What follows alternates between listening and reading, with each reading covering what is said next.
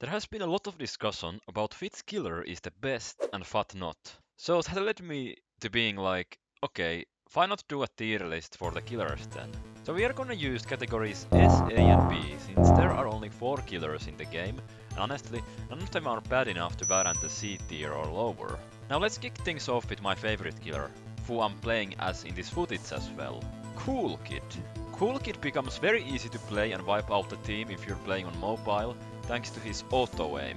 But even if you're playing on PC, he's still a beast because he has the fastest running speed out of all the killers. And if that wasn't enough, he can summon minions to help him out, just like 1x1x1, which is super useful for trapping a hiding survivor or just tracking them down. But here's the catch, Cool Kid is very skill based. If you miss your abilities, your chances of winning drop drastically. Plus, stamina management is crucial because even though he has the fastest running speed, his walking speed is one of the slowest. So for that reason, Cool Kid lands in A tier. Next up, we have Jason. Now Jason is probably the easiest killer to learn and play, and the best part, he's available right from the start.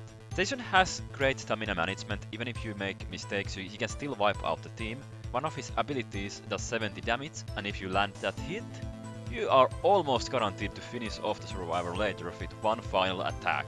So I would definitely put Jason in A tier right alongside Cool Kid. Now moving on to 1x1x1. There are so many things about this killer. He has decent running speed, and his ranged abilities, Entanglement and Mass Infection, let him snipe survivors when using his Unstable Eye ability. Not to mention, he can summon minions just like Cool Kid. His abilities do massive damage, and all of this definitely makes 1x1x1 an S tier killer. Honestly, he's the best in terms of abilities and stats, and I think he has the easiest time wiping out an entire team if the player knows how to use him properly. And commonly you actually see many people playing as 1x1x1 because that's what makes it fun. And finally we have John Doe. Now I see people playing as this killer much less than as other killers, and this one requires a lot of patience. To really make use of his abilities, you need to trap players or outmaneuver them, and that takes skill. His abilities, Corrupt Energy and Digital Footprint, are great for trapping survivors, but if the survivors manage to avoid his traps or outplay his cornering attempts, he can really take an L. I rarely see people playing as John Doe, and I think this is part of the reason why. His kit is by far the most technical in the game, and the skill floor is way higher compared to others.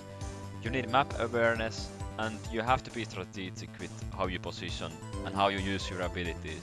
So for those reasons, I'm placing John Doe in B tier. He is one of the more demanding characters to play, and it's way harder to build the momentum to wipe out the team as John Doe as on other killers, for example. But what do you think? Is John Doe being underrated? Should he be placed higher on the tier list? Vote in the poll and comment below with your thoughts. Thanks for watching, and I will see you in the next one.